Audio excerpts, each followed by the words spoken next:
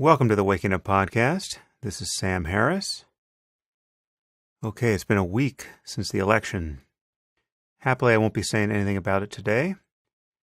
There will be an upcoming podcast or two where I'll get into politics again, I'm sure. You will not be spared. I have some interesting guests coming up in the next few weeks. However, I've got Stuart Russell, a computer scientist at Berkeley. He'll be on to discuss artificial intelligence. Many people who have publicly worried about the risks of AI, people like Stephen Hawking and Max Tegmark and Elon Musk and Nick Bostrom, are often dismissed by people in the field because they aren't computer scientists themselves. Well, you can't do that with Stuart. He is a computer scientist, and he actually wrote the most influential textbook on AI. So he seems like the perfect person to tell me whether I went overboard in my TED Talk on the topic. So I'm looking forward to that. I'll also have Shadi Hamid on the podcast to talk about his book, Islamic Exceptionalism. He's a senior fellow at Brookings who takes a slightly different line than Majid and I have taken on the topic of Islam and secularism. The psychologist Paul Bloom is coming back to talk about empathy and why it's not as good as you think. And I'm also hoping to have the audio from my public events with Richard Dawkins eventually. So there's some good conversations coming up. Today I'll be speaking with the physicist David Deutsch, once again, about the foundations of morality. And this podcast came about in a slightly unusual way. Since we did our first podcast, David read my book, The Moral Landscape, and he wanted to talk to me about it. And he wanted to do this privately, I think, because there were some fundamental things he disagreed with and he didn't want to break the news to me on my own podcast. But I urged him to let me record the conversation so that we could release it if we wanted to. Because if he was going to dismantle my cherished thesis, I actually wanted you all to hear that. And I also wanted you to hear anything else he had to say because he's just so interesting. The problem, however, is that I ran into some equipment issues at the time and could only record the raw Skype call. So the audio leaves a lot to be desired. And David's audio is actually better than mine, so it actually sounds like I'm on his podcast. And because we weren't totally clear that we were doing a podcast, there were parts of the conversation that needed to be cut out. And these cuts leave the resulting exchange slightly free associative. We put in a few music cues to signal those cuts. In any case, David is such an interesting person, and many of you I know are interested in the thesis I put forward in The Moral Landscape. So I decided the best thing to do is release the recording, warts and all. I certainly hope to have David back on the podcast again, but I doubt we'll cover this territory again or cover it in the same way. So that is why I'm bringing you this conversation now. So one major caveat, however, is that I don't recommend you listen to this podcast without first listening to my first conversation with David, episode 22, entitled Surviving the Cosmos. Because we really just hit the ground running here, and if you're not familiar with David or his way of thinking about knowledge and creativity, you really might get lost, or at least you won't appreciate how interesting some of his seemingly prosaic comments are. David Deutsch is a physicist at Oxford. He's best known as the founding father of quantum computation and for his work on the multiverse interpretation of quantum mechanics. His main area of focus is now something he has called constructor theory, where he's developing a new way to connect information and knowledge to the language of physics. And as with our last podcast, the irony is we don't discuss any of these things. Though his views about knowledge and the implications of its being independent of any given physical embodiment, the fact that you can have the same information in a molecule of DNA or on a computer disk or chiseled into a piece of granite, this problem of understanding the substrate independence of information and knowledge in the context of a physical world, that is occasionally working in the background. And it's one of the things that makes David's take on more ordinary questions so interesting.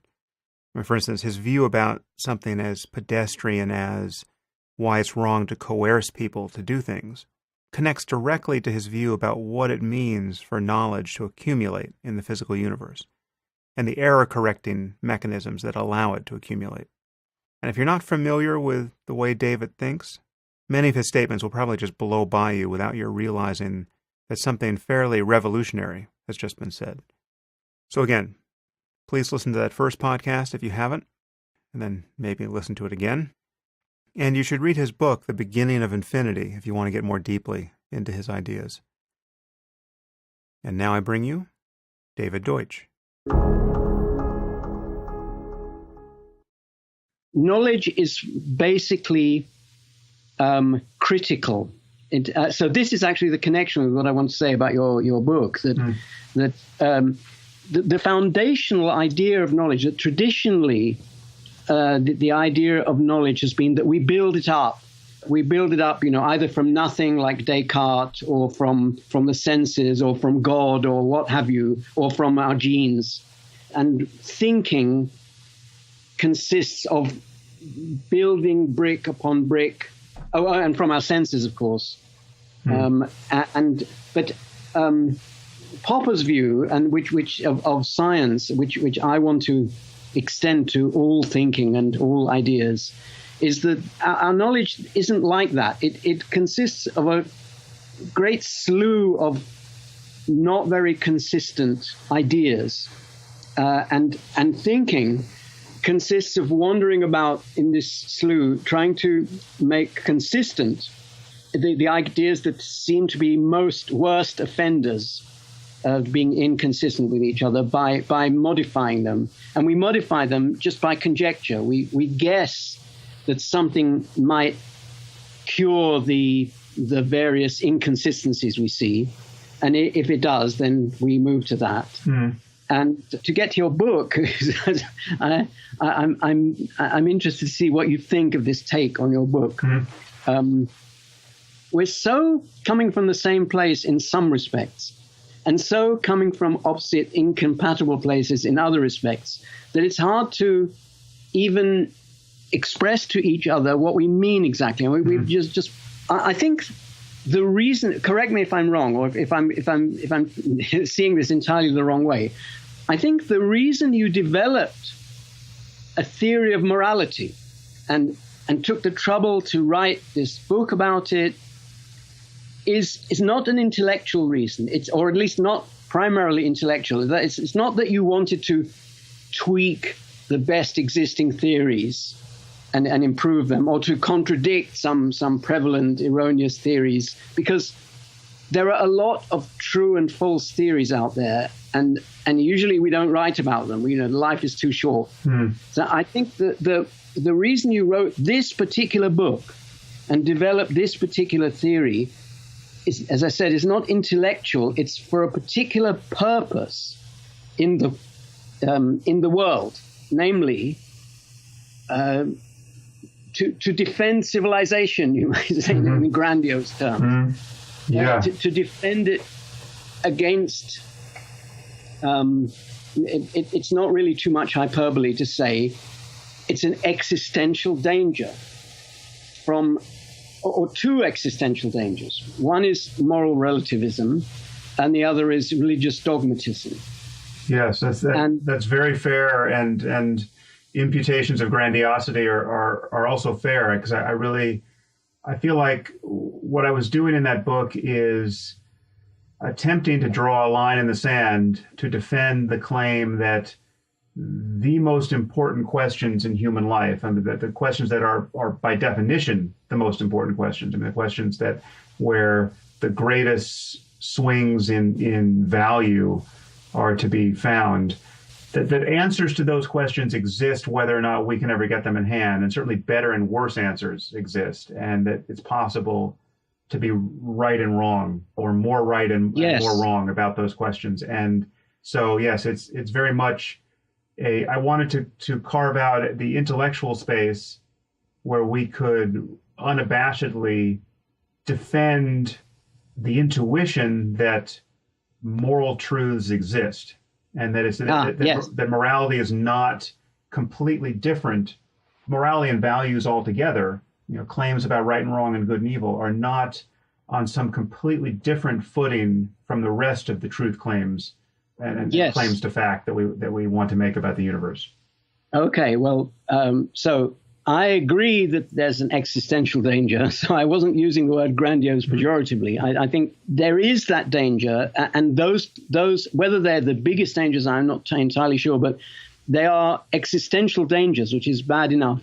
And I agree with what you just said about morality. There is true and false in morality, or right and wrong.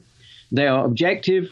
They can be discovered by the usual methods of reason, which are essentially the same as those of science, although there are important differences, as I said when we last spoke. Okay, so this was your purpose. You had an intellectual purpose that was morally driven in developing this moral theory. And therefore, you had this moral purpose before you had the details of the moral theory. So you wanted in advance your theory to have certain properties, Right. as you just said, to create an intellectual space in which one could assert and defend the proposition that there's objective right and wrong. And so these properties that you wanted the theory to have in advance weren't just expressions of your personality or something. They were the fact that you thought that the moral values that made you want to write the book are true. Objectively true. Well, forgive me. I'm smiling now, because if you could see me, you'd see how much I'm smiling, because I'm just amused at how tenderly you're leading me down by the hand down the slippery slope to the dissolution of my theory. I think theory is too big a word for what I thought I was putting forward. I think my theory, such as it is, contains explicitly the assumption that there are many things I can be wrong about right now with the morality that I have in hand, right? So, like, my theory isn't based on my current moral intuitions. It's based on some of them. It's based on the intuition of what I call in various places moral realism, which is just the claim that it's possible to be wrong, it's possible not to know what you're missing, it's possible to be cognitively closed to true facts about well-being in this universe, about how good life could be if only you could live it or could discover it, if only you had the right sort of mind that would give you access to these states of consciousness. So it's not so much that I think, well, my intuition that gay marriage should be legal is so foundational that I know there's no state of the universe that could disconfirm it. That's not where I'm standing. It's just it's the intuition about realism and about the horizons. No, I wasn't making that sort of allegation. In fact, I think I agree with everything you've just said about morality. You see, the thing is, the ideas, the theory, if you don't want to call it a theory, whatever it is that you express in the book, contains that, but it also contains something else. It contains the something else that I disagree with. Let's get it. There must be something else, because I've agreed with everything you've just said. Yeah. The thing, I suppose, the basic thing I disagree with, and this disagreement is probably deeper than it sounds. That one of the properties you wanted to create this space is that this theory of morality, or whatever you call it, should be based on a secure foundation. Namely science, and in particular, especially neuroscience. Well, actually, that may be. I mean, the fault is certainly mine from the subtitle onward, and the subtitle. You know, the way subtitles of books get fashioned. As you probably know, that's sometimes outside the author's control, as it was in this case, but. I wouldn't put it that way. I would say that it's not that morality has to be founded on the secure foundations of science. It's that the truth claims we want to make about morality are just as well-founded, however well-founded that turns out to be, as the truth claims we make in science. And that really, I'm talking about this larger cognitive space in which we make truth claims, and some of it for bureaucratic reasons or methodological reasons we call these scientific claims. Some we call historical, some we call merely factual. Some sciences are still struggling to be as scientific as other sciences, but we still call them sciences.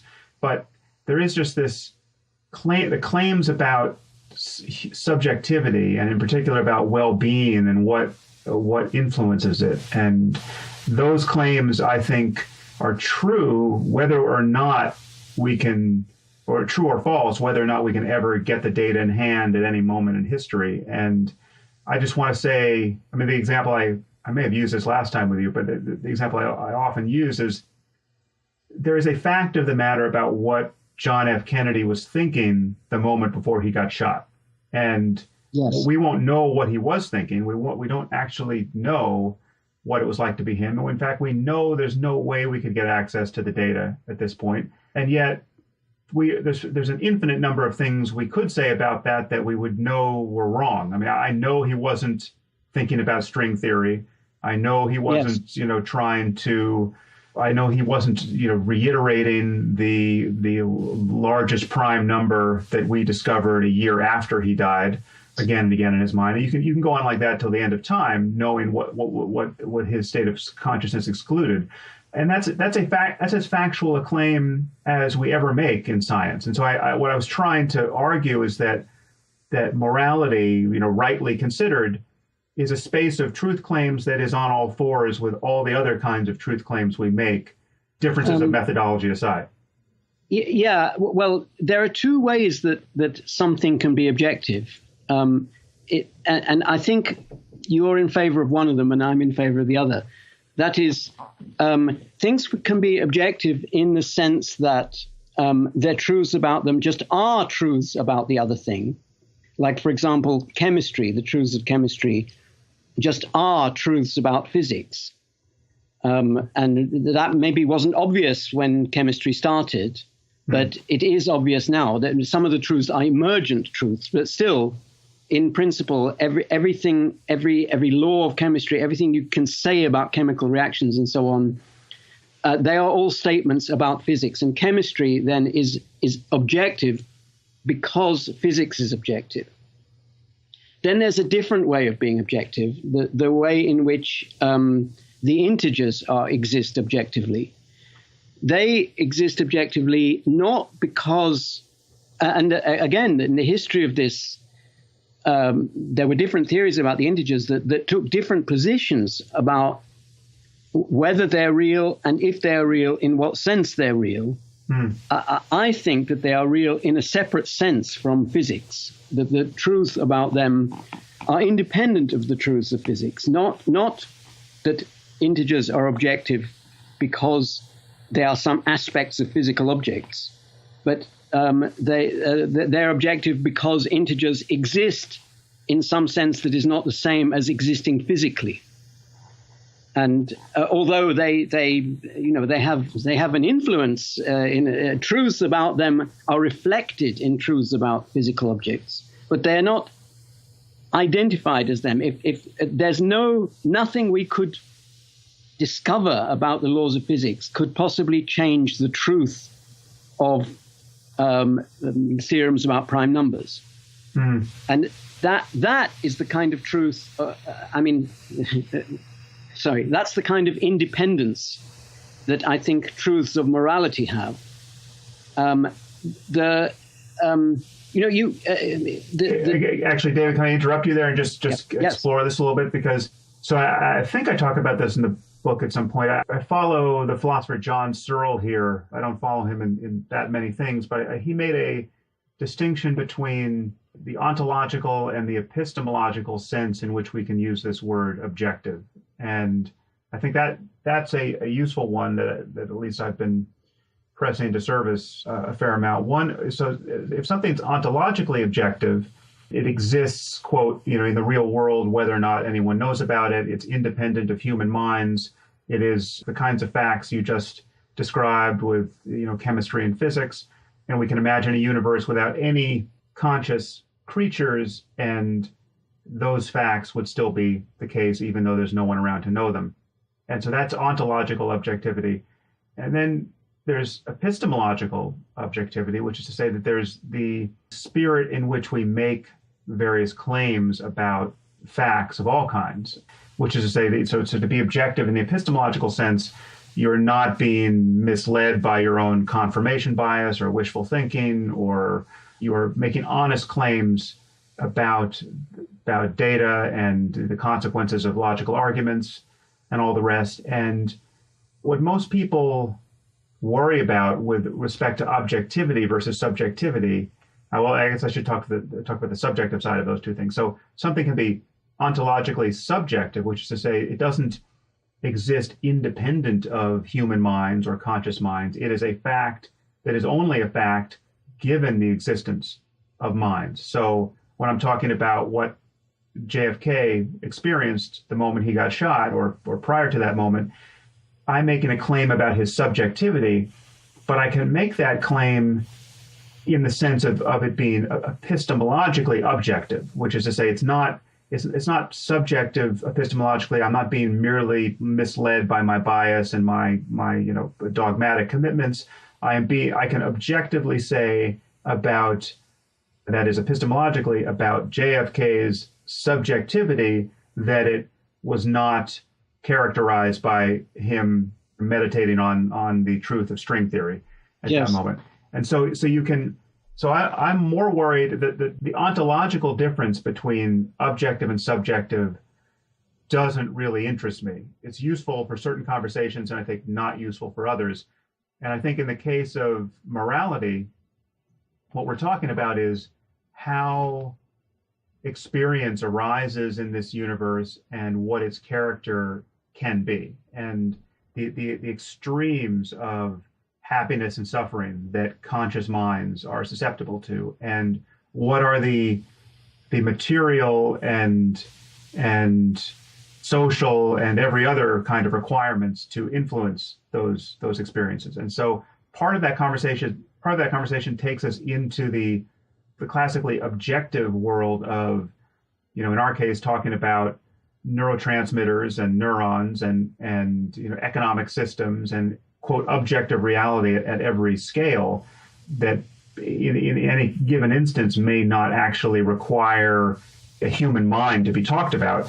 But the cash value of all of that, if you're talking about morality from my point of view, is conscious states of conscious creatures and whether they're being made more or less happy in as capacious a definition of happiness or well-being as possible. I mean, as you know, it's a kind of a suitcase word I use to incorporate the range of positive experience beyond which the horizon beyond which we can't currently imagine, and the opposite being the worst possible misery for everyone. So the status of integers, whether they occupy some kind of platonic zone of existence that is not in fact linked to material reality in any way, but we still have to talk about it as being real, whether or not anyone has discovered it. I actually don't have strong intuitions about that at all. I mean, that seems like I feel like we touched that in our last conversation.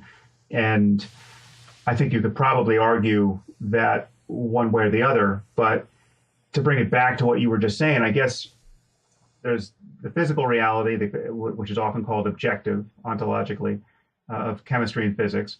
There are things like integers, which are not, as you just said, dependent on what we know about atoms. But then there are the experiences of conscious systems, whether or not we can ever understand what those experiences are. They have a certain character. And that character depends upon whatever material requisites exist for those conscious systems, but that hasn't been worked out, and it's also even if you work that out perfectly, it's still it's the subjective side of that coin that is of interest. So yes. It's funny. Just at the end, you said what I was about to say. It took me a while. So I know that you use the term science, for example, to more broadly than some people, and I think that's quite right. So do I. And so you and I both use it to encroach on things that some people who think they're purists would like to exclude from science. But to expand science, so therefore part of philosophy you can call part of science, and Popper's criterion of demarcation is not intended to be either sharp or pejorative, or criterion of meaning or worthwhileness or anything like that. It's just a matter of convenience, a matter of convenient classification of subject matter. If you want to extend the term science to cover certain things that are traditionally considered philosophy, like the interpretation of quantum theory, for example, which I think is definitely part of science. But then if you want to sort of make the connection between human well-being and neuroscience, then you're trying to encroach on neurophilosophy, as it were. And neurophilosophy is epistemology.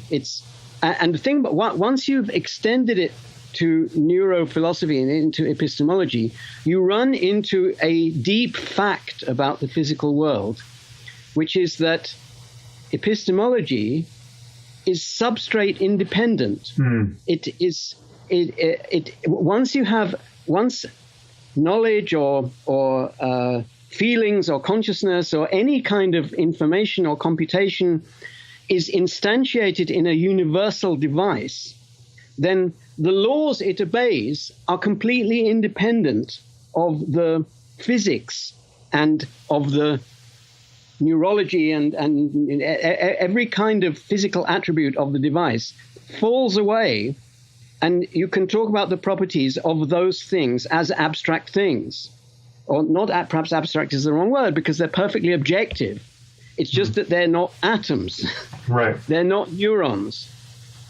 I would just say that I think at this point, I'll go with you there. I think that's probably true, but what you seem to be smuggling in there in the leap from atoms is a kind of information-based functionalism, where we're assuming, for the purposes of this conversation, that we know consciousness to be an emergent property of information processing, and it's not some other constituent of physical reality that isn't based on bits.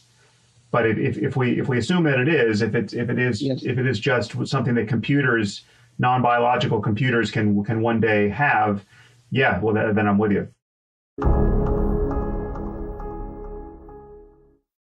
This is something that is generally true of morality, that morality has reach. If you don't steal a book from a library when you realize that you easily could do so without getting caught. This doesn't just affect you and the library. Because this comes from a universal machine, which is you.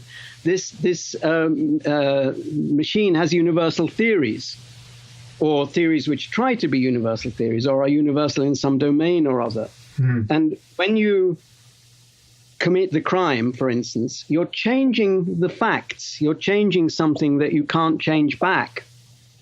Isn't that change occurring in you, assuming that there's no one else who will ever discover your act? I mean, where else would the change occur but in you? For example, suppose you're telling your children about morality. Do you say, okay, well, when you're in that library situation, it's okay to steal the book because no one will ever find out? Right. Or do you say, no, you shouldn't even in that situation? If the first, then it's affecting your child as well. Yeah. And if the second, then you are lying to your child. Right. No which doubt. itself has vast implications. Yeah, no, I'm totally with you there. Let's linger on this one point that, again, I understand it's disconcertingly far afield, but I just think it's interesting. So if you could apply a painless local anesthetic to the child for the purposes of receiving a vaccine, that would be a better thing to do. And it's being better is the measure of its, or the claim that it's better is synonymous with the claim that it's good to reduce needless suffering, and that Oh, the suffering is both needless and in fact probably harmful for the child to whatever degree. well, yes, I'd say that the first line of my critique would be that it violates the human rights of the child. But okay, there are all these other things which are related. I think that the way we interpret and value very powerful stimuli is remarkably susceptible to the conceptual frame around which Yes. that experience is held, and or Yes. the conceptual frame within which it is held. So, which is to say, your thoughts about your experience and your thoughts about reality are in many cases constitutive of the sum Yes. total of the experience. And there are many things, but this does connect back to. I agree with you about human rights and consent to a large degree. I think we want, certainly when you're talking about adults who can consent, you want them to be able to consent to various experiences. But I can still imagine experiences that are unpleasant that it turns out are very good for a person, and you have done them a great favor if you subject them to these experiences. And you may, in fact, I mean, this is just kind of a paternalistic claim, a possibility. You may, in fact, be doing someone a favor to subject them to these experiences without their explicit consent, if, in fact, the benefits are so great. Now, I don't know what those experiences are, but let's just say it's true that, a culture finds that there's a certain ordeal that you can put teenagers through, and many of the teenagers don't want to do it, but it is just so good for you as a human being. That strikes me as possible. I just don't have an example, but I see people who do consent to do things which are really incredibly difficult. Like people become Navy SEALs. I've met some of these guys, and they in many cases literally went through hell to equip themselves with the skills they've got. And part of the training is a kind of culling of all the people who are not fit to go through the training in the first place. And so it is a selection procedure, but these guys go through an intense ordeal and come out in many ways enviably strong psychologically and physically as a result. And I can see that there are extreme experiences that we might not want to rule out just in principle as being bad for us. As I said, if it's a matter of knowledge, if we know this, then we have an explanation. If we have an explanation, we can give it to the people. If we have a machine that can detect whether somebody would benefit from Navy SEAL training, and it can just detect this by putting it on their head and pressing a button, then you would probably find that a lot of people who aren't Navy SEALs would benefit from it. And if it's true, if the theory on which this machine is based has a good explanation, then you should be able to persuade those people to take the training, or they might say, yeah, well. But what if you can't, or what if the benefits you're conferring on someone is out of reach to them? So let's say you have people with severe autism who really can't consent to much of anything, and you can't really explain the benefits you're about to give them, but the benefit you're about to give them is a cure for autism. Yes, well, this reminds me of a cure for lesbianism or something. I mean, there are people who think that raping somebody will do them good under various circumstances, but you can't base either a legal system or a moral system on saying that if one thinks that that's true, one should do it. Well, no, but clearly in that case, it certainly sounds like it on its face to be a delusional and unethical claim. Yes, we're considering all sorts of implausible things here. What I hear you doing is using the principle of consent and human rights to trump everything else that might... It's more epistemology, because I don't think human rights are fundamental either. They are just a way of implementing institutions that promote the growth of knowledge. And the reason why knowledge trumps everything else here is fallibilism. in all these cases where we have a theory that something is better, we're implementing a moral theory, and we might be mistaken about that. And it must be a fundamental fact of morality, an objective truth of morality, that it's immoral to close off the paths to correction of a theory if it turns out to be false. Oh yeah, I'm totally with you there. But but that seems to be asserting my, underlying claim, which is human flourishing conceived as broadly as you want, and I mean, that's a definition that is continually open in the manner you just described for refinement and fallibilism. That is the point, and we want to move in the direction of better and better worlds with better and better experiences. And who knows how far that can go, but we know it's possible to move in the wrong direction, and we never want to tie our hands and make it impossible to correct course. Yes. So if once you have an institution that allows that, this is why consent isn't just a nice thing to have. It's a fundamental feature of the way we handle ideas. If you have a system that allows people to enforce an idea on another person who disagrees with the idea, then the means of correcting errors are closed off. You imagined people who had a disability or something and couldn't, but could be cured of that disability, but it couldn't be explained to them, and so on. Well, the thing is, either those people are in a constant state of suffering, in which case applying the thing to them won't change that, or there is a thing that they prefer to some other thing, and then there will be a path towards the better state that involves just doing things that they prefer.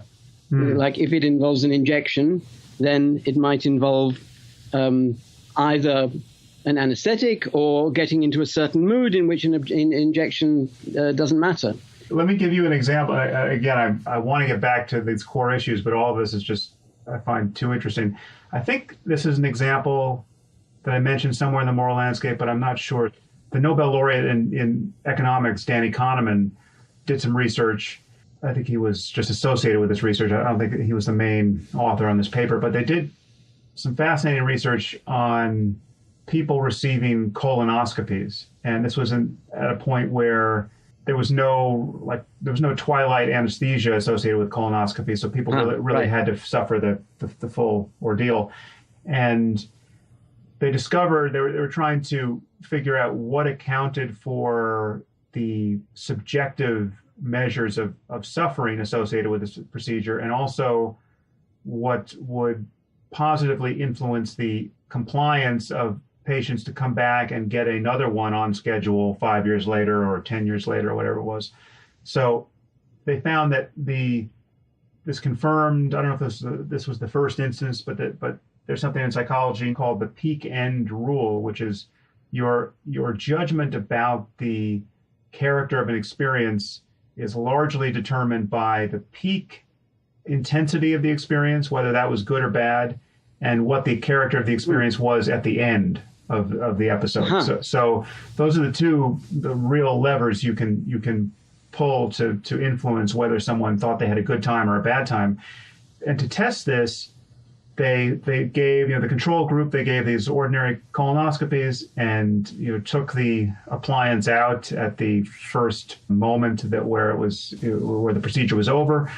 But in the experimental condition, they did everything the same, except they left the apparatus in quite unnecessarily for some minutes at the end, providing a comparatively low intensity, but decidedly negative, and again, unnecessary stimulus to the subjects.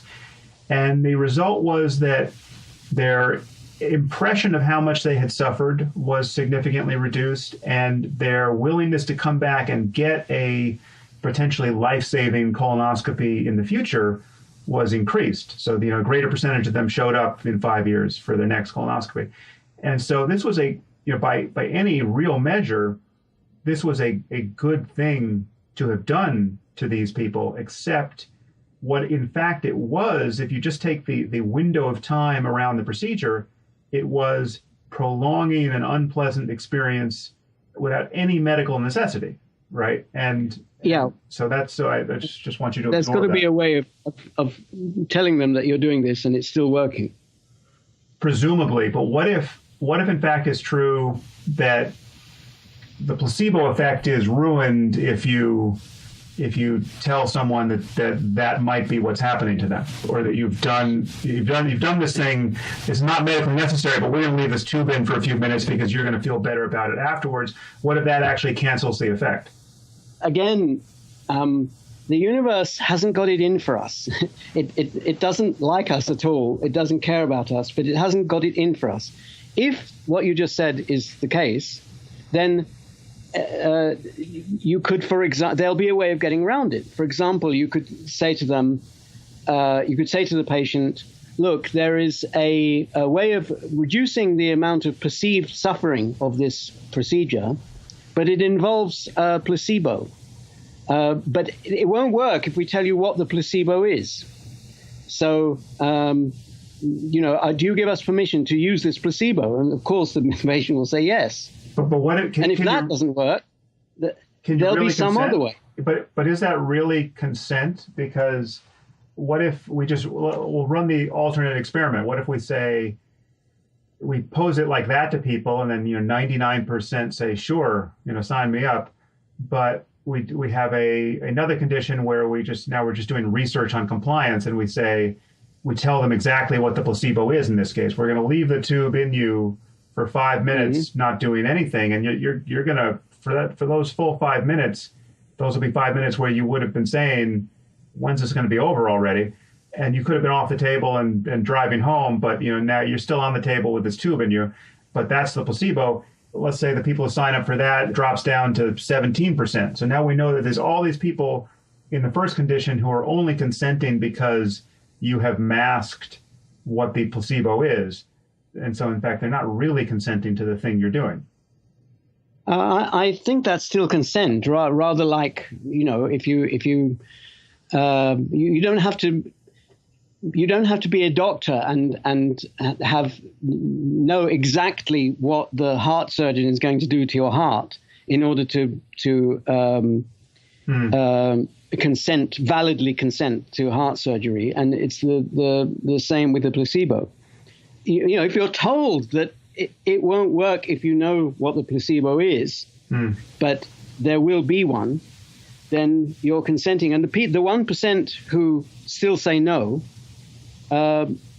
those people are just supposing it's true, those people are simply making a mistake, the same kind of mistake as you would be making if this whole theory wasn't true. You can't bias the rules under which people interact towards a particular theory that they disagree about. But there are people who have ideas about reality and ideas about how we should all live within it, which are so perverse and incompatible with everything we could reasonably want to do in this world, that we have to wall off their aspirations from the rest of what's going on. I mean, yes. whether that's locking them in prison because they just are so badly behaved, or just exiling them in some way from the conversation. So the people I use are like, the Taliban or ISIS. They don't get to vote on our public policy, and for good reason, because their votes would be crazy. Yes, well, we have institutions. We try to tune the institutions to have the property that the political institution should have the property that disputes between people are resolved without violence. And the moral institutions include the idea that participating and obeying such institutions is morally right.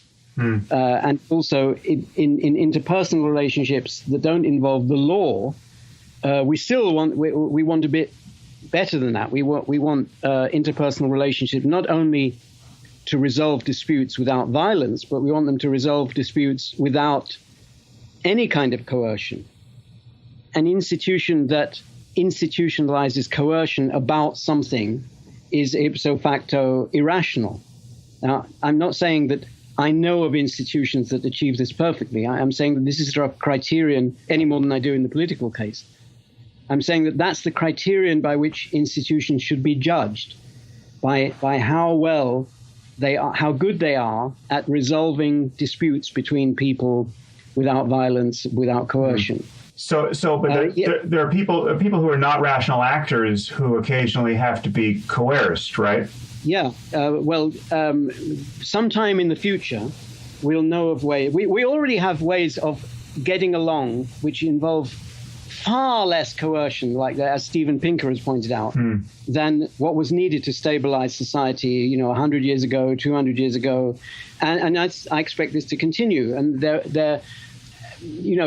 one day, somebody might invent a way of curing the most fanatical mass murderer, terrorist mass murderer, and converting him to a benign religion or to atheism or whatever. But initially when this is invented, this is fabulously expensive because it involves putting him into a artificial community with thousands of actors who have to be trained to act in a certain way towards him, and blah blah blah. And so under those circumstances, we still wouldn't do it, even though it was possible to save him. It's still better to imprison him because the institutions couldn't survive if we had to spend billions of pounds on every terrorist. But once it's down to thousands of pounds, we might, if we knew how to do it, then we certainly would do it. What if he didn't want it done to him? What if he wanted to remain a psychopath terrorist? So the way I see that is that he'd have been caught at some point, and then he'd have been put on trial, and then he'd be sentenced, and then these methods would have the property that they would a good method might have him consent to what was happening after a month, and the better one would have him consent after a week. And you can imagine millions of years in the future, there will be methods so sophisticated, that they will involve things like doing a brain scan and discovering some memories of his and working out a customized treatment for him, which involves the sun coming out from behind a cloud at the exact moment when he leaves the courthouse, and so on. So I think there's no limit to the possibility of removing evil by knowledge. Yeah, well, I agree with you there, and in that case, it's no longer evil; it's just bad luck. You were the victim of bad luck to be the kind of person who wanted to be a terrorist or who was biologically susceptible to being a terrorist. And once we have the cure for terrorism or the cure for psychopathy or anything else that falls under the rubric of evil at the moment, there'd be no more moralizing about it than there is moralizing about a cure for diabetes. We would just give the cure. I mean, he would still say, after he'd been cured, he would still say, what I did was wrong. Yeah, oh yeah. I mean, I think it would be a bit more than to say what I did was a mistake. It's different. Oh no, he might be horrified by what he did. He might say, I can't believe I was the kind of person who wanted to do that. Yeah. And although that could be cured too. But you can imagine a feeling of gratitude to no longer be that person once he was restored to decent humanity by the cure. That's what, in my view, that completely negates the underlying ethic or the claimed ethic of justice as a matter of retribution. The way we're punishing people because they deserve it on some level.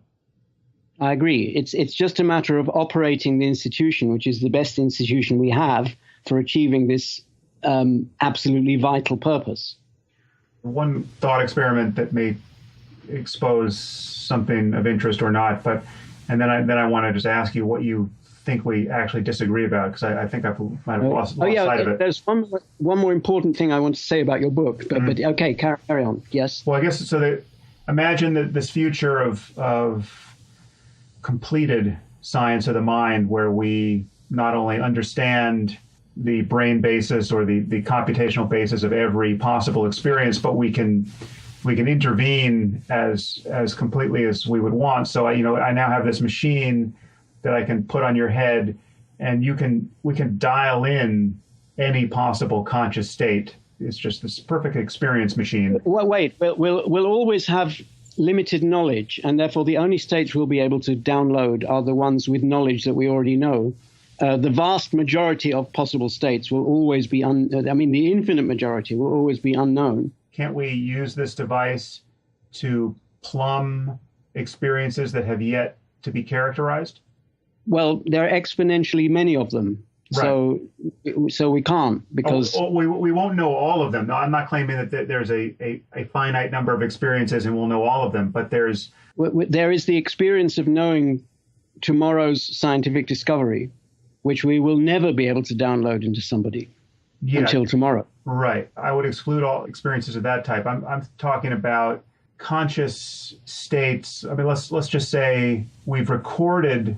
Let's trim it down to something simpler. But let's say we've taken a range of people who are good candidates for having the best sorts of human experiences. So we've taken, the best scientists and the best and the most saintly people in the ethical space, and the best athletes and the most creative artists, and we not only have recorded their experience, and you're able to sample their direct experience, but we've extrapolated from their experience and the various commonalities among different classes of experience, and we have produced kind of novel experiences that are in some ways even better, or certainly more extreme, or just fundamentally new to the human mind. So that you take a little bit of John von Neumann, and you take a little Mozart or their equivalents that we have access to, and you throw in what it's like to be Lionel Messi scoring his record-breaking goal, and you can get all this tuned up in various ways, and you've got all the time in the world to explore various states of consciousness to see which you prefer. So my question is, there's something about my thesis that presupposes that we will converge on the value of those kinds of experiences, that you and I will not have radical disjunctions in our sense of what is good, given an ever-expanding menu of possible experience. And if we do have disjunctions, if you really like experience 45, and I really like 46, and I detest 45, and vice versa, well, then that difference will have an explanation about, a neurological one or computational one, which will also be open for revision. Then the question is, how should we change our intuitions about what is good in light of what is possible? And is it good to change one's sense of what is good? There's a kind of a misconception there about, at least a mismatch between that and how I think of minds. So this assumes that there's such a thing as a happy state of mind that's like orthogonal to the question of what is being processed. So you say, can be as happy as Mozart. That kind of omits the question of what specific music, what specific problem are you solving as Mozart? Are you solving one of the ones that he solved when he was alive, one of the specific ones? Well, then in that case, you're just repeating an experience, which is not the same as that can't be what happiness consists of, because we need to make progress. So I think we're more characterized by our problems than by our particular ideas at a particular time. What are the problems? So a happy person is somebody who has a set of problems which are hard enough to be worthwhile devoting a lot of effort to, interesting enough, and yet not so hard that you can't make any progress. and these problems will consist of conflicts between theories. The conflicts, again, must be interesting and so on. Now, it's not obvious that you can download this into something without it simply being a recreation of the individual person. If I get a download of Mozart's theories as they were at a particular time, then it's. I don't think it would be. I could sort of have the equivalent of remembering what it felt like to solve that problem, but it wouldn't be my problem unless they managed to integrate it with the rest of me so much that I was actually Mozart, in which case, what's the point? Right. One thing I would add here is that I think there are states of consciousness that are clearly extraordinarily pleasant, and it's the kind of pleasantness that does shine through in moments where we're solving problems in satisfying ways. But you can tap into this pleasure in a way that isn't at all dependent on having interesting problems to solve or successfully solving them. And in some ways of tapping into this pleasure certainly seem pathological, or at least these experiences don't allow you to solve interesting problems, and your ability to wallow in the pleasure is predicated on your neighbor solving some interesting problems. So if you want to be a heroin addict and just lie on the couch all day and dissolve into the bliss of a heroin high, well, you may be able to do that. I mean, let's say maybe we could probably pick a drug that's, hasn't been discovered yet or invented yet that's better than heroin, but that doesn't have its obvious downside. But just being able to sustain that, pure opiate pleasure, it may be something which, if you could compare that experience to the experience of being Mozart, you would actually prefer the experience of being on, heroin plus. But you might. I think not. I think only at first. Yeah, well, that's true. So that just remains. I mean, that's an empirical question that remains to be seen, and I share that intuition. But at the very least, let's just say that's true. Let's grant the sort of depressing case that, the kind of the Aldous Huxley style punchline, which is we all just want to be medicated into oblivion.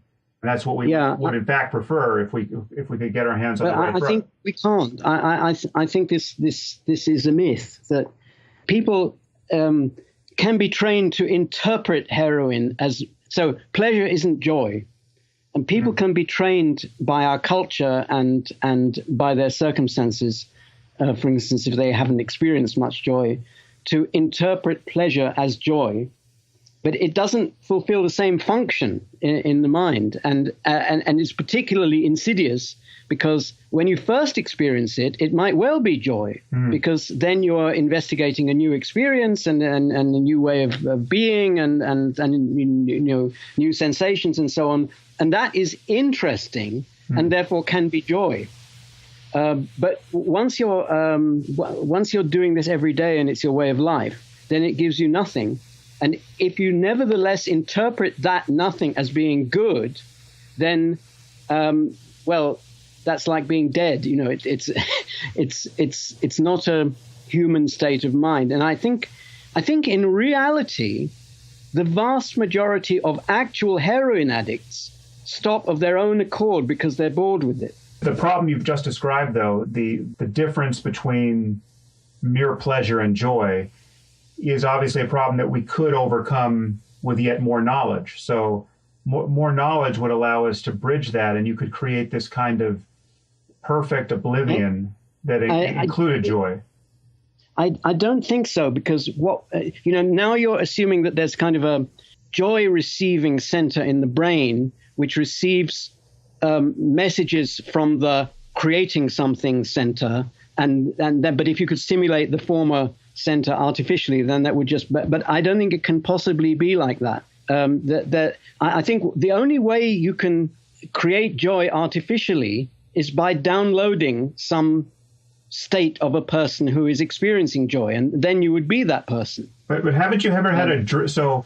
I mean, this is an empirical question, and you might be right, but what I'm imagining here is, now forget about drugs. Now we're talking about something that's more like the Matrix, where you could, every mind could be just consigned to this oblivion, which could be as creative or as apparently creative as you like, but it would in fact be this isolation where it's just a simulacrum where you're not actually dealing with other minds. You've lost reality, and you're now in virtual reality. But virtual reality is so good and so creative and so conducive to joy that in your mind, ethically, is there an important difference between being in reality and being in some kind of dreamscape of our own invention? Not from the person's point. I mean, assuming that he's gotten into this thing voluntarily. No, it's that in that case, what he's experiencing is real joy, genuinely generated by his own mind in the same way that any other joy is. And actually, this Matrix-like thing is not so far from the truth. If we're thinking of, for example, a pure mathematician, Hardy said that a nice thing about being a mathematician is that you can sit in the armchair after dinner with your eyes shut and nobody knows whether you're working or not. Mm-hmm. Right. So, he's in the virtual reality of pure mathematics, and he's experiencing great joy and great creativity just in the confines of a few cubic centimeters of brain. So we produce the Matrix like this, and we decide to migrate human consciousness into it. But then where does consent come into view if new minds are simply spawned into this Matrix? I mean, how is that you and I didn't consent to be born into the universe. There's no one to blame for that. Would we be blaming the generation of humans who created the Matrix for all the rest of us? Obviously there are practical issues. How safe is this thing from real life asteroid strikes and so on? But assuming that kind of problem can be dealt with, then I don't see. I mean, there is an ethics.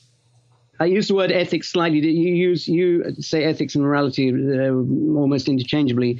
Ethics I would use more as just a set of practical rules, like the medical ethics. What doctors have to do to be safe, that they won't be criticized morally.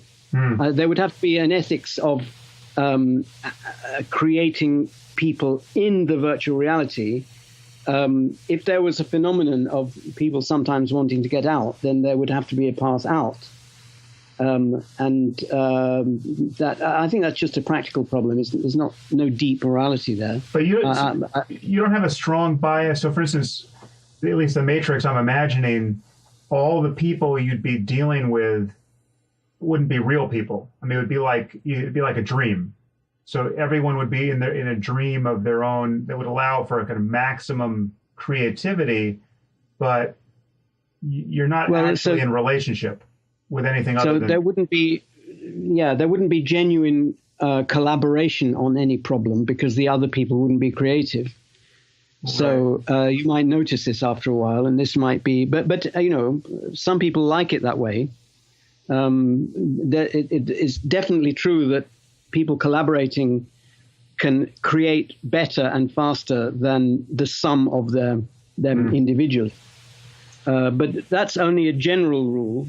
Sometimes people like to work by themselves and like to be by themselves. I'm fairly solitary.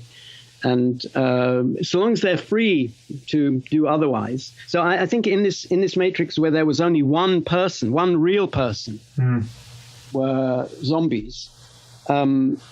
I think very few people would want to be there, but those who did, it's fine. It's so long as they are creative, that's the fundamental thing. By the way, I think there's a concept of being entertained by other people, or by things, or by heroin, or by TV programs, or whatever. That is a mistake. We may subjectively feel, or we may interpret what's happening as the other thing entertaining us. But really, the only thing that entertains us is our own creative engagement with it. And without that creative engagement, nothing can entertain us. And this, when people get this wrong idea about what entertainment is, that's the kind of mistake where they think that something mechanical such as heroin can entertain them. There's these cliched situations where somebody wins the lottery and then is miserable. And I think that the generic trap that one can fall into in this sort of situation is by thinking that money can entertain you, not realizing that only you can entertain you. And same with rock stars who think that if they had a life of as much sex as they like and as much drugs as they like and so on, then they'd be happy. And then 1 in a million of them actually achieves that, and they find that they're miserable. That's a cliche, which strikes me as very plausible. Yeah. Well, so I agree with that. I think, however, there is another way to be happy, and in some ways, it's a more fundamental way of being happy or experiencing well-being, which is in some important sense not the result of being creative. So I agree with you that there's just to follow your line through entertainment. I mean, the opposite of being entertained is being bored. And yes, but boredom, in my experience, really is nothing more than a lack of attention. And the reason why I say this is so I have this experience of having learned to meditate, and I've spent a lot of time practicing various techniques of meditation. And, from the side of one who wants to be creative in solving problems, much of this, perhaps all of it, looks like quite a crazy and unproductive thing to do. So, for instance, I've done meditation retreats where I've gone into silence for the longest period has been 3 months on a retreat where you're doing nothing but meditate, 12 to 18 hours a day, depending on how much you're sleeping. And the meditation consists of nothing more than paying very close attention to the contents of consciousness. And so for the longest time when you're learning to do this, the technique is just paying attention to your breath, the sensation of breathing. And once you have some ability to concentrate on breathing, you open it up and you can pay attention to anything that's arising, your moods and other sensations and sights and sounds, and thoughts themselves arise in consciousness. But for the purposes of this practice of meditation, there's nothing worth thinking about. It really is, the practice is inimical to creative thought, because you have decided not to follow any train of thought the moment you notice it has arisen. And what you continually find is that, when you're meditating, you're paying close attention to something, the breath, say, and then a thought comes upon you in a way that you didn't notice, and all of a sudden you're left thinking for 5 minutes something, some creative thought or some boring thought or whatever it is, and then you notice that you're thinking. You notice the thought itself as an object in consciousness, and then you come back to the practice of just being aware. But the deeper you go into this, which is to say, the more concentrated you become, the less thoughts intrude, and the earlier you notice them, and the moment you notice them, they unravel and disappear, and you're left with just the prior condition of consciousness. And so, but this becomes a circumstance of absolutely exquisite happiness and well-being. And in fact, there's much more to say about this, but I would say that at least it's not prototypically creative. It's not a matter of generating many new concepts or following them on to new theories or solving problems that require discursive thought. So, I know nothing about meditation, more than what you just told me. But so, and, it could be that the whole thing's an illusion, but since it's you, I doubt it. So most thinking is actually unconscious. What we're consciously aware of is just the tip of the iceberg. And even in our conscious thoughts, they're supported by a rich infrastructure of unconscious thoughts. And those obey exactly the same epistemology as the conscious ones.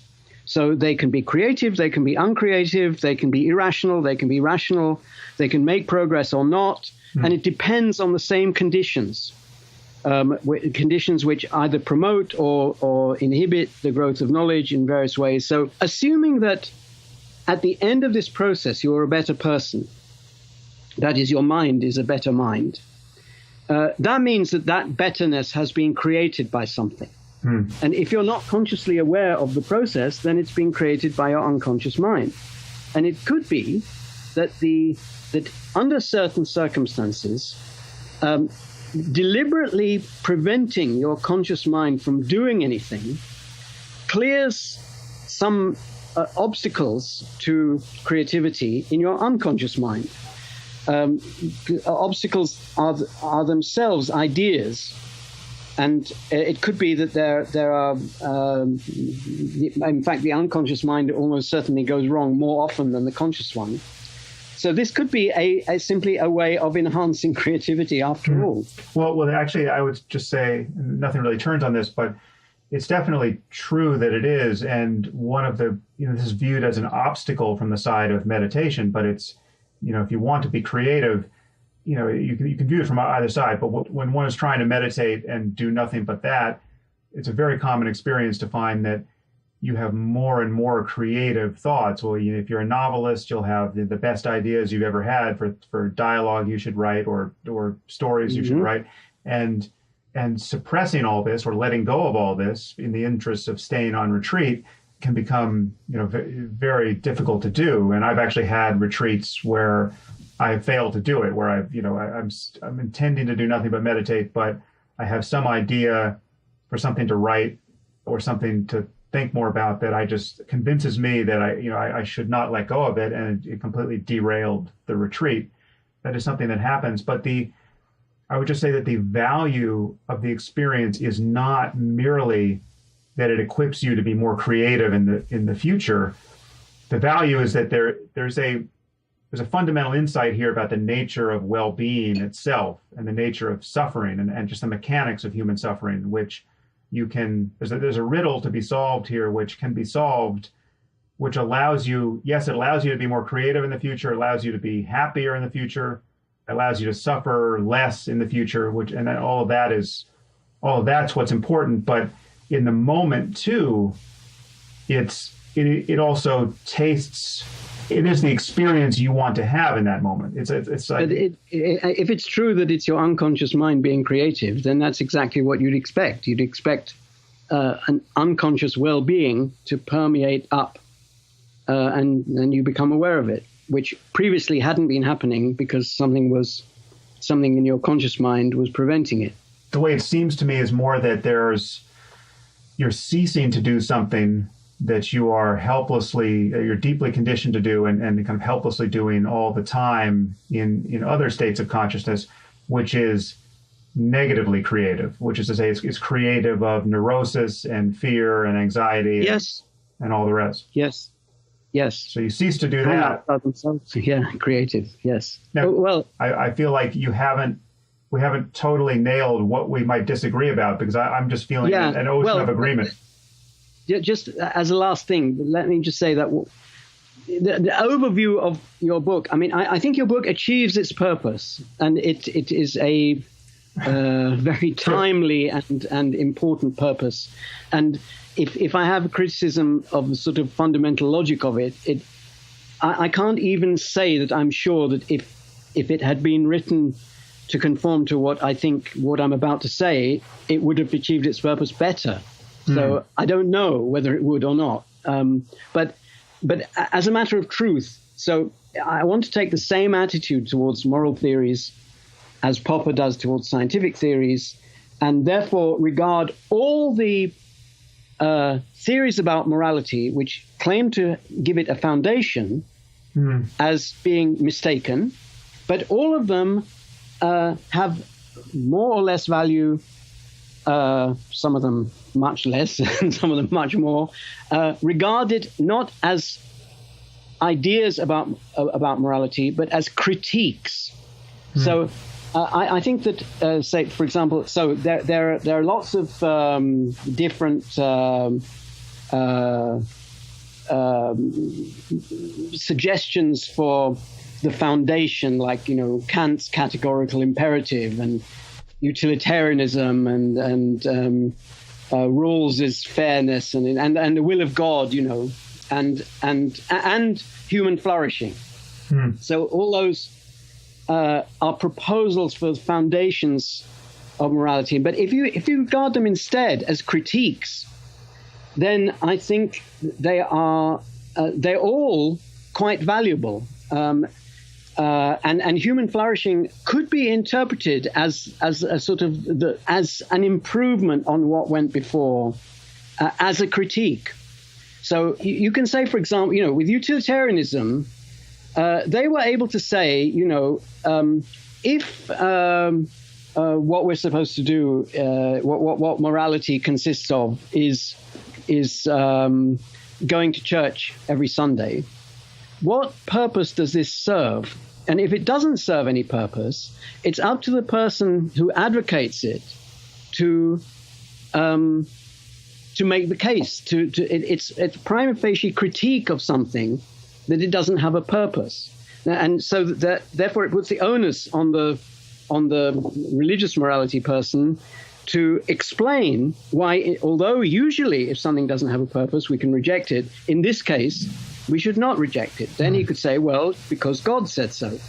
And then there is the standard critique of religious-based anything, of how can we tell the difference between that claim and someone else's claim to based on a different God or a different holy book or whatever. What criterion should we use? And if he says, well, the criterion is that our one is correct, then that is a bad explanation, because everyone else could use the same criterion. So it's the criterion that isn't a criterion.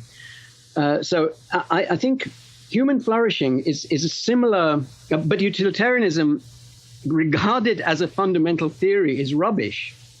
Regarded as a critique of other theories, it's very powerful. And I think your thing is like utilitarianism, but it also has elements of some of the other, it also has elements of plain common sense, which is often forgotten by these theorists. Well, let me just characterize my foundation a little bit differently, because it's not so much that it's certainly not merely human flourishing, because it extends to all possible conscious systems. But my base claim is that there is a space of possible minds and possible experiences, and there are experiences that are better and worse than others. Whether or not we'll ever discover them, whether or not the requisite minds could make judgments about them, but the worst possible misery for everyone is bad. Yes. If the word bad is going to mean anything. And I think that is as foundational a claim as we ever make in science about anything. And the foundation upon which even Popperian science is based, it seems to me, is just a claim about there being a larger reality than the one we currently have in hand, which is to say there's stuff we can be confused about. There's stuff it's not a foundation in the sense of being uncriticizable. We can always say, why that criterion and not another criterion? Why assume that we exist? Why assume that there is a truth? I think that one is giving up unnecessarily if one says, well, there are some things you just have to accept on faith. You have to start somewhere.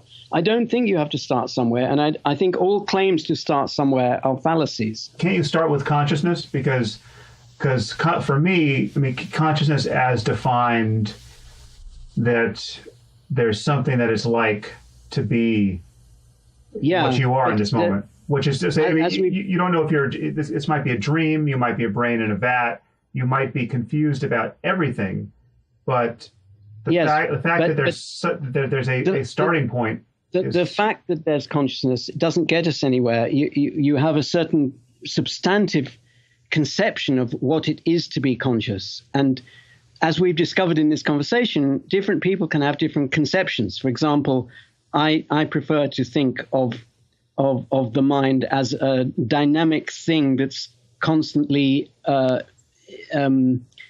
not self-consistent, whereas other people would regard, you regard happiness sort of more as a state. And I think that you can't separate it from the specifics of what it is, so that there's no such thing as downloading Mozart's happiness without downloading his actual problems. I agree with that. It's just that I think there are two levels to it. But I agree with you that this comes back to the framing issue, just the fact that certain experiences of suffering or unpleasant experience can be framed in such a way that they seem to be great, peak experiences of well-being. But all of that is, again, these are just empirical claims that could be borne out more or less. So, for instance, if someone could, you're going to have your next year of creative thought now, and it will be whatever it will be. You're a mountaineer of physics, experiencing pleasure and pain, but even the pain is adding to the interest, say, to some degree. Yes.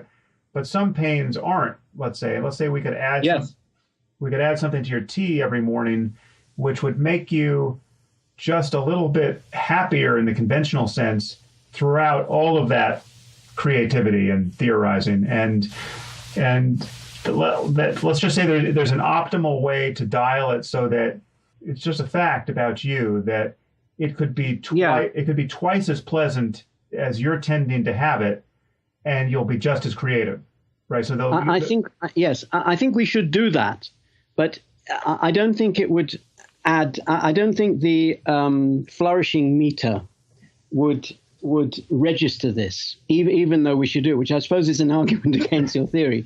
But why would you say that? Because if you lost this thing, let's go better than double. Let's say by a factor of 5 or 10, so that the kinds of days you would have going forward, if you reviewed your history of being a conscious being, you would recognize that the days that you're going to have 300 days this year that previously, each one of which would have been the best day of your life previously.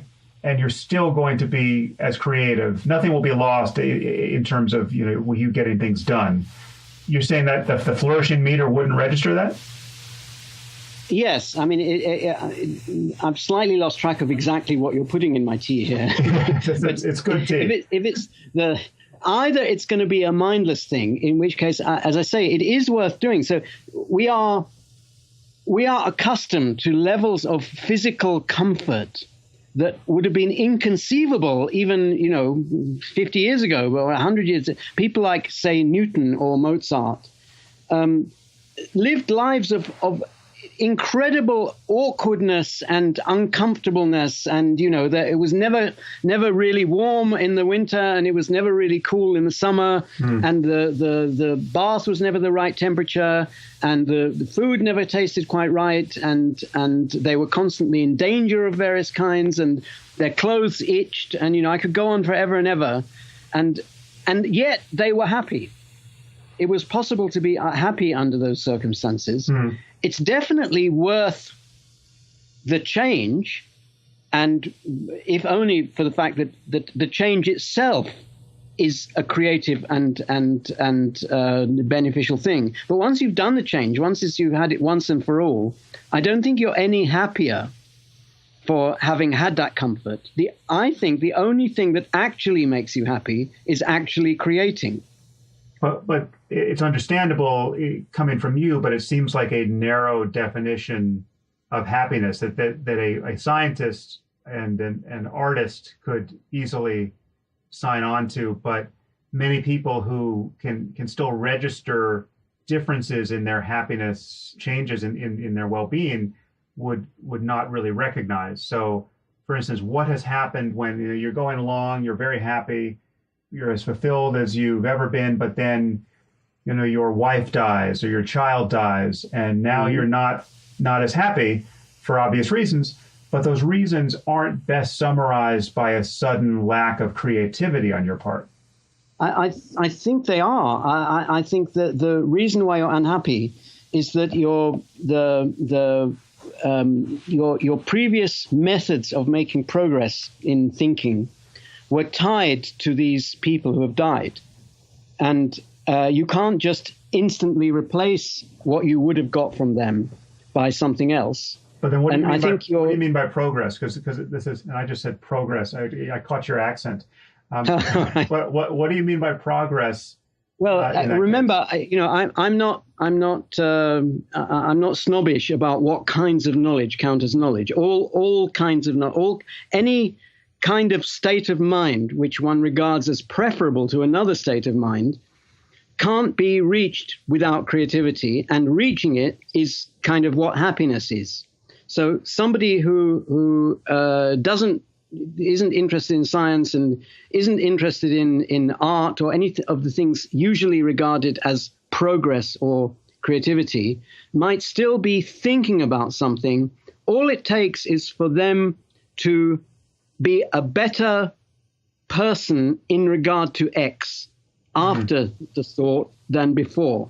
And X might be anything, might be something that's impossible to name. It doesn't have a name because it's not socially valued, but it might be, a particular way of interacting with the family. Right.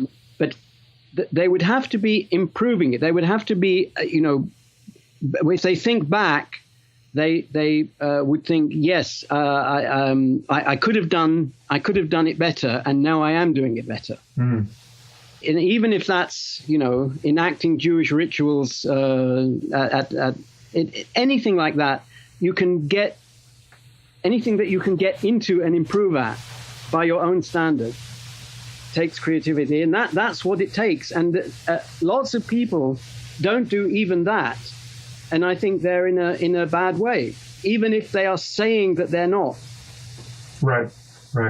So then to come back to the fundamental disagreement, which has something to do with my reliance on fundamentals, or my hand waving in the direction of a foundation here. I may have seemed to be doing that more than I was, or some of that may be dispensable for me. But so come to my argument about the worst possible misery for everyone being bad. What is wrong? Yes. What's wrong with that claim? So just imagine a universe in which anything that can suffer, any conscious system that can exist and can suffer, suffers as much as it possibly can for as long as it can, and nothing good comes of it. There's no silver lining to the suffering. This is just the worst possible hell that exists. My sense is that everything, so that's one possible state of the universe. And everything else is better than that. Everything else is better than that. Yes, I'm not denying that that there are objectively better and worse states, and that's one of the ones that's objectively worse. But that's we would agree about the details of which. Well, the thing is, different theories of morality and different theories of human flourishing will disagree about exactly which is the worst possible state. Oh, Well, no, because I think, okay, well, let's just, so then the image for me of the moral landscape. Again, you can't download this worst possible state into me just by itself without looking at the details of what is actually happening, any more than you can download Mozart's happiness. Oh yeah, so I'll grant you that. So, but let's just say that.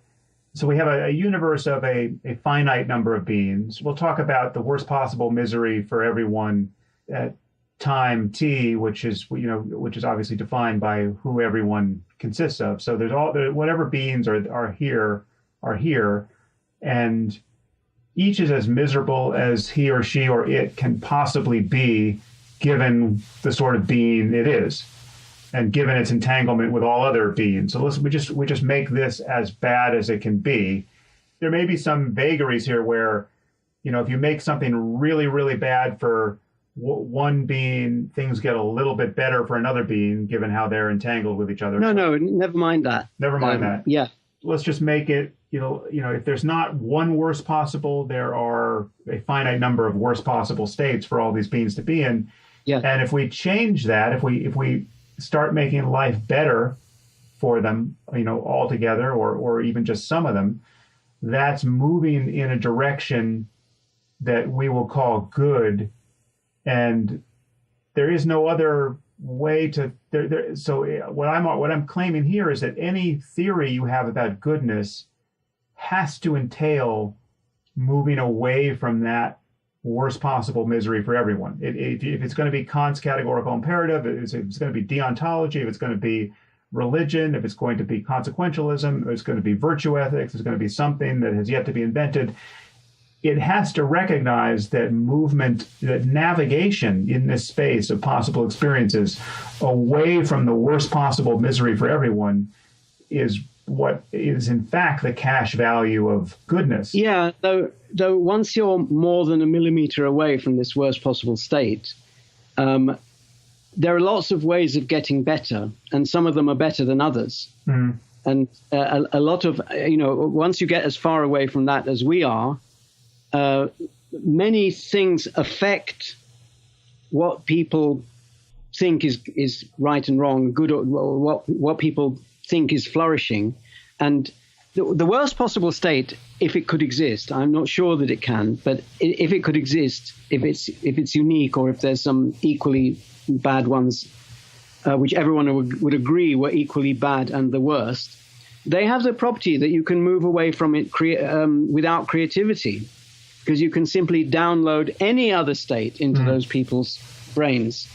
But once you get a certain distance away, and that sort of amount of getting better isn't worth very much. It's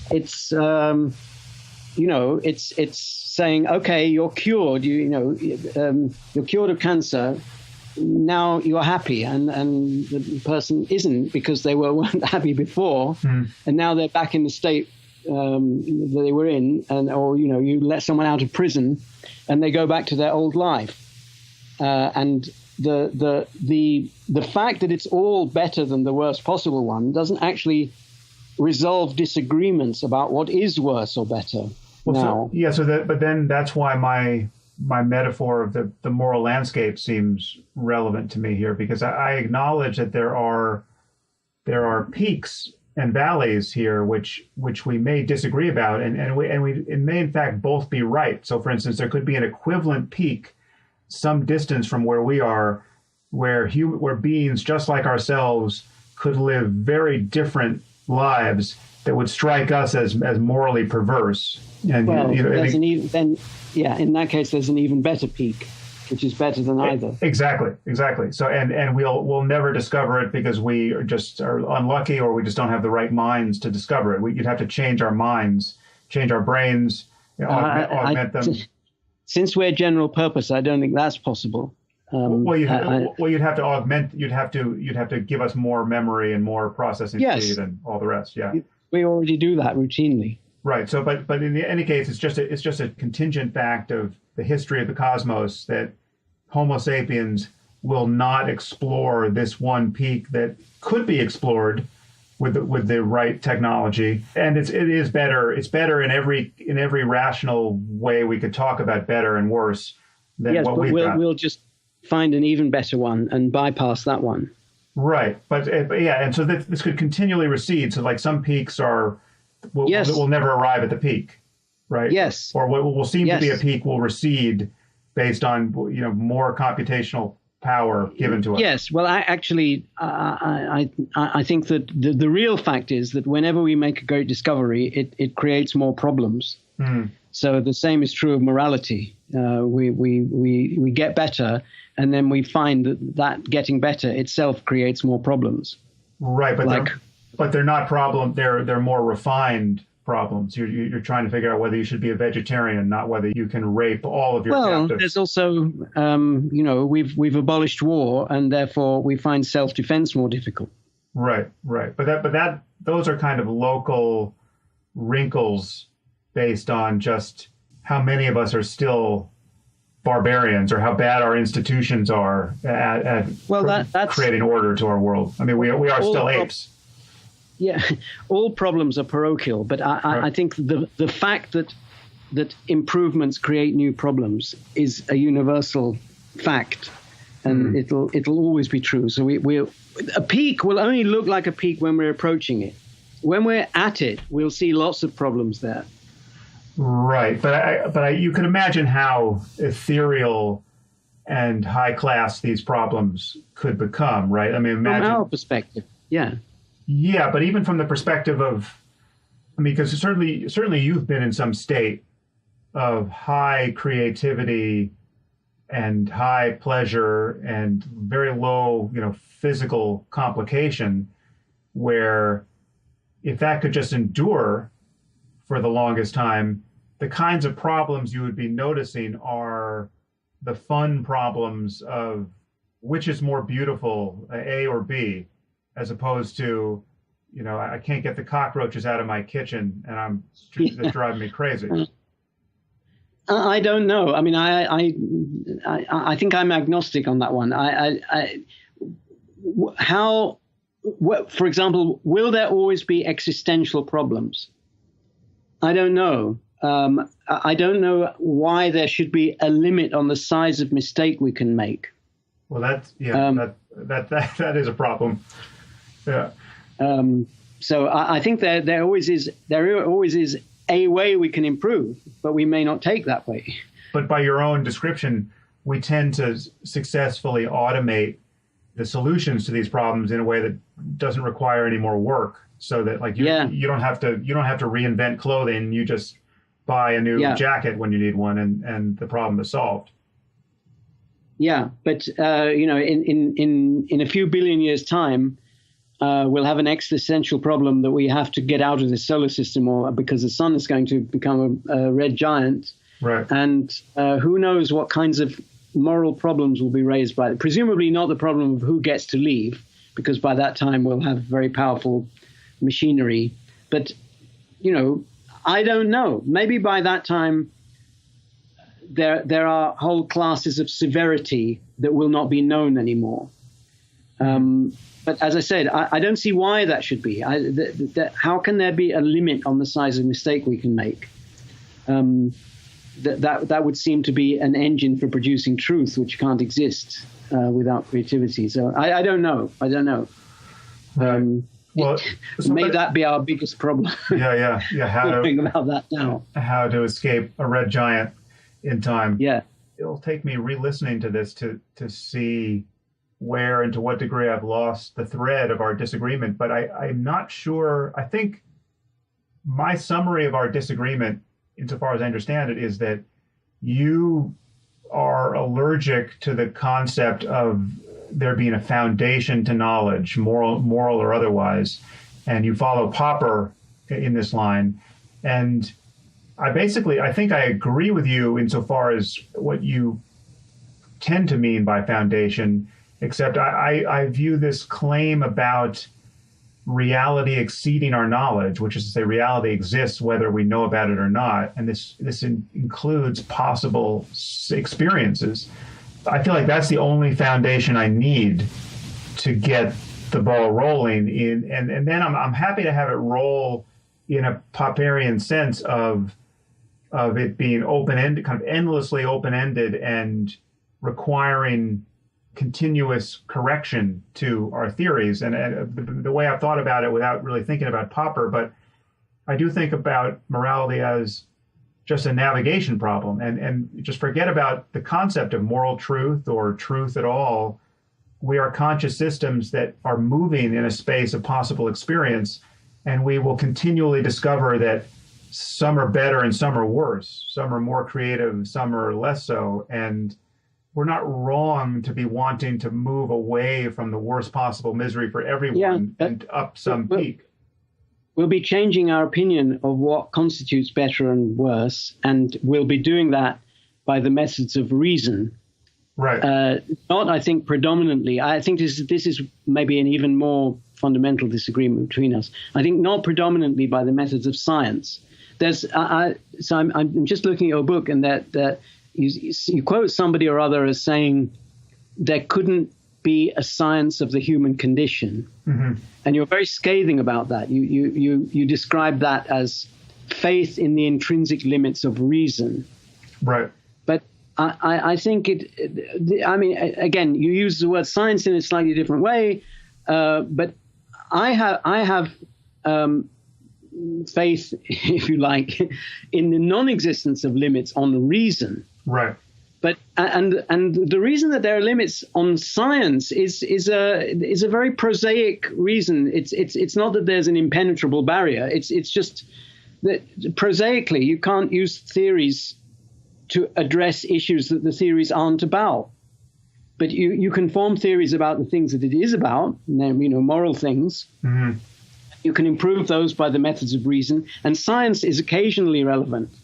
But I don't think it's fundamentally relevant, or especially neuroscience, because neuroscience has its effect via a universal machine, which blanks out all relevance of its details.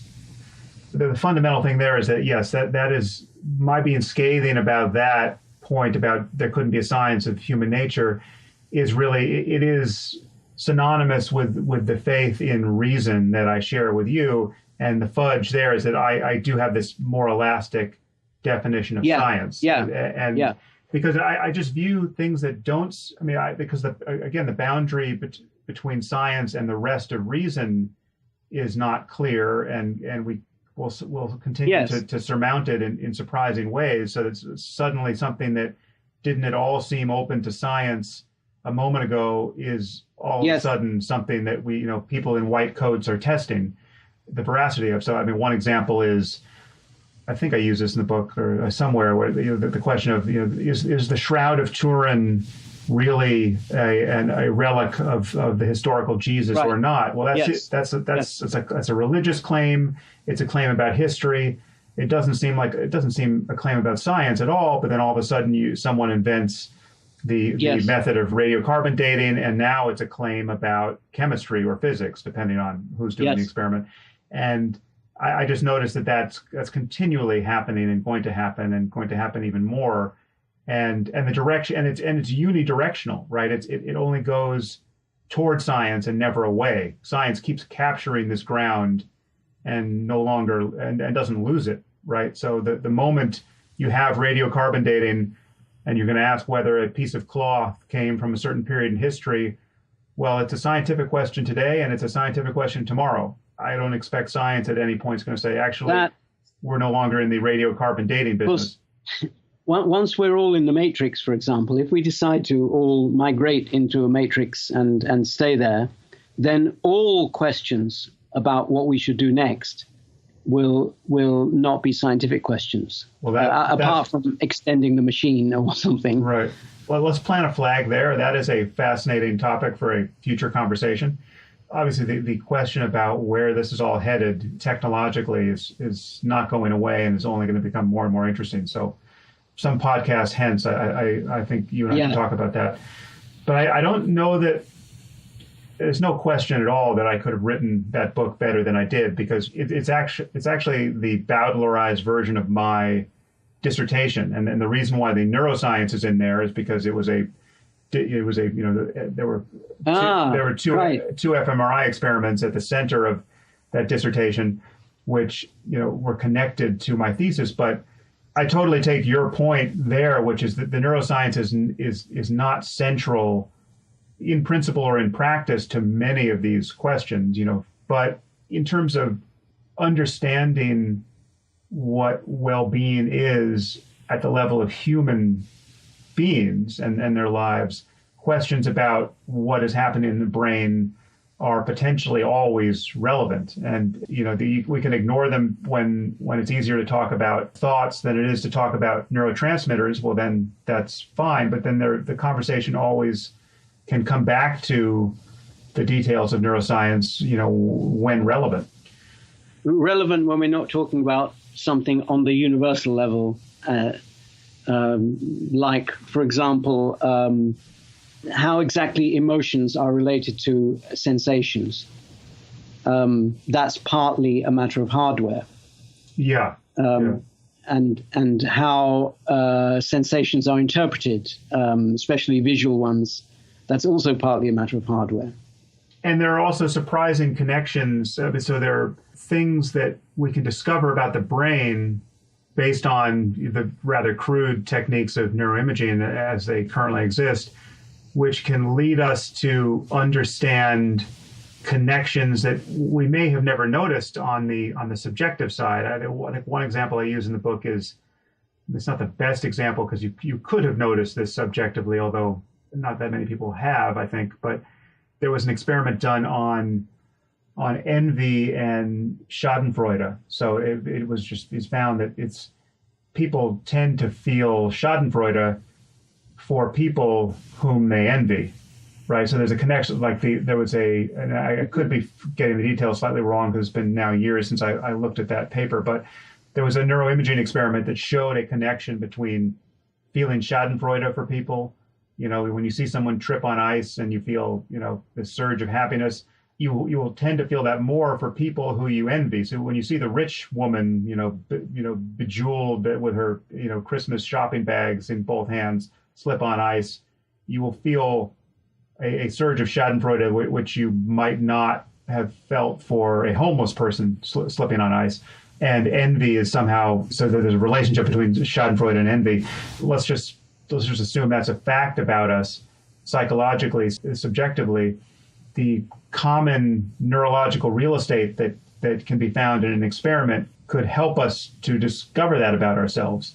And there may, in fact, be things that you would never notice subjectively, but which are there to be noticed, which discoveries about the hardware point you to. And actually, one example, I think, historically, if I'm not mistaken, is the optic blind spot. I think that the fact that we understood the anatomy of the retina and that it would dictate a blind spot is what caused people to first notice the blind spot subjectively by closing by closing one eye and putting a dot on a piece of paper and moving it. Once you realize that the optic nerve is transiting through the retina and there's going to be part of the retina that's not registering any information, then people went in search of the blind spot and found it. I believe that's true, but in any case, whether or not it was historically true, it could have been true. Yeah, that sort of thing could be true easily. Yes. Yeah, neuroscience for me is relevant in all of those ways, but for the purposes of any conversation, certainly need not be brought in and may in fact just be complicating things unnecessarily for the purposes of that conversation. I want to also give you an award for the best possible blurb that is non-committal and not obviously denigrating, which is the book achieved its purpose. Full stop. That's hilarious. That is a big accolade. No, but it might also be given to Mein Kampf or some other book. Oh, yeah, okay. The book achieved its highly worthwhile and necessary purpose. Right.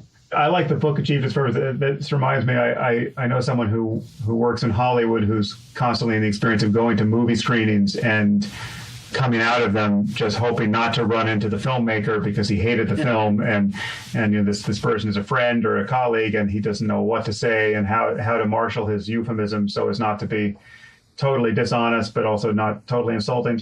And I was with him at one of these screenings and I knew he absolutely hated this movie. And we run right into the filmmaker as we're walking out and he looked earnestly into the eyes of the filmmaker and said, "You must be very proud." Okay, that's nothing like what I said. Well, anyway, David, it's a thrill to talk to you. And I don't know if we made progress that anyone can measure, but I certainly feel like I am a better person every time we talk. So thank you.